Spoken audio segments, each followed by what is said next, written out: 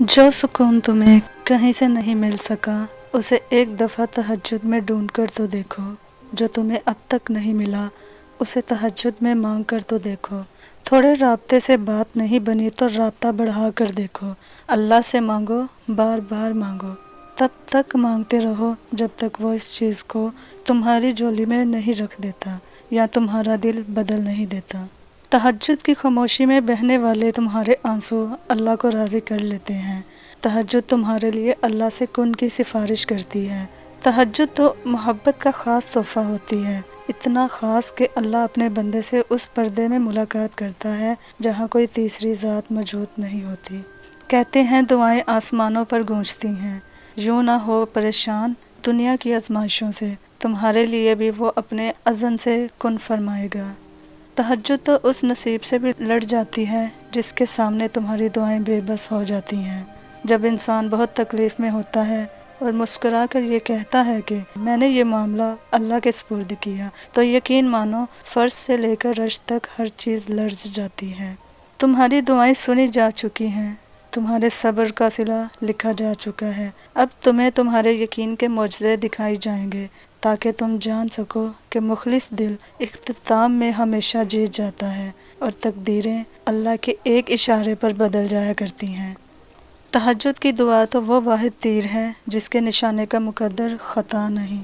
जहाँ उम्मीदें टूट जाती हैं ना, जहाँ असबाब नज़र आना बंद हो जाते हैं, जहाँ आजमाइशें घेर लेती हैं, जहाँ आंसू आँख का मस्कन बन जाते हैं और सब्र ज़बान का साथी, वहीं से तो अल्लाह पर यकीन का सफ़र शुरू होता है। और यकीन जाने यकीन का सफ़र मोहब्बत पर ही ख़त्म होता है। अल्लाह मोहब्बत है।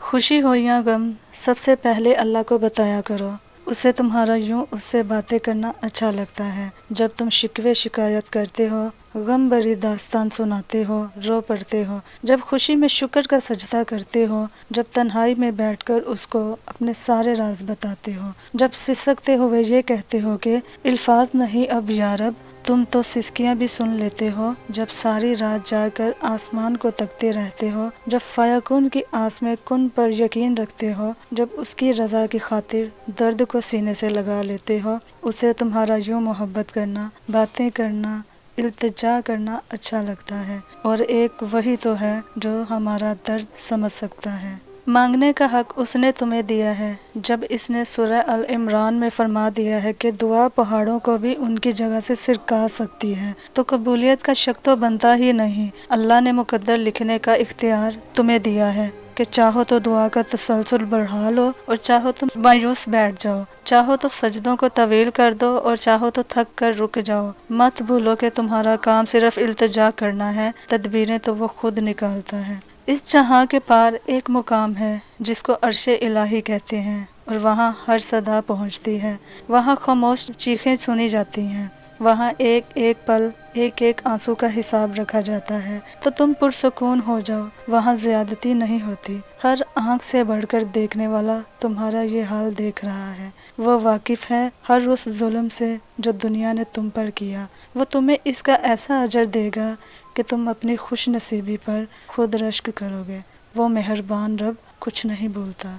और ये बात ज़हन नशीन कर लो कि किसी भी चीज़ का मिलना नामुमकिन नहीं। जो छीन लिया गया हूबहू वैसा ही दोबारा मिल भी सकता है। जो अब तक नहीं हो सका वो एक दुआ से भी हो सकता है।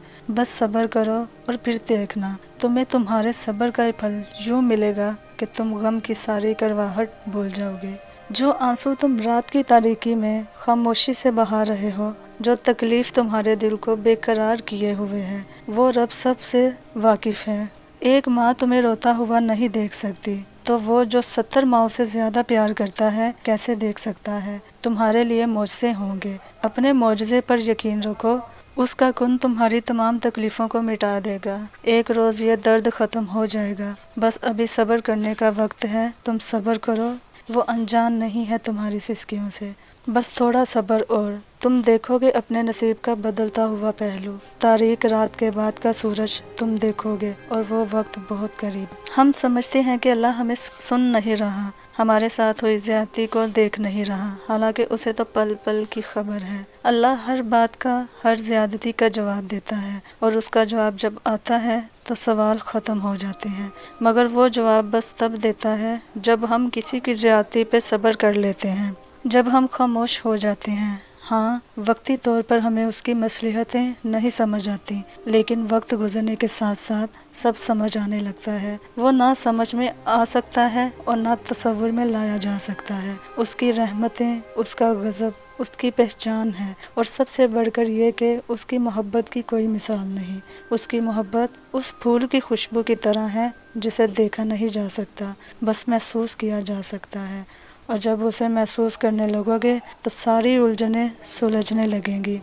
اور یاد رکھو، تم اسے بھول بھی جاؤ نا، وہ تمہیں تب بھی نہیں بھولتا۔ قرآن میں اس رب کی باتیں پڑھو تو عقل دنگ رہ جاتی ہے کہ یا اللہ اتنی محبت مجھ سے، یا اللہ میں اس قابل نہیں، اور بے شک جب وہ راضی ہو جاتا ہے تو ساری کائنات جھولی میں لا کر رکھ دیتا ہے۔ سبحان اللہ۔ ہمت مت ہارو، دعا مانگتے رہو، تب تک جب تک جواب نہیں مل جاتا۔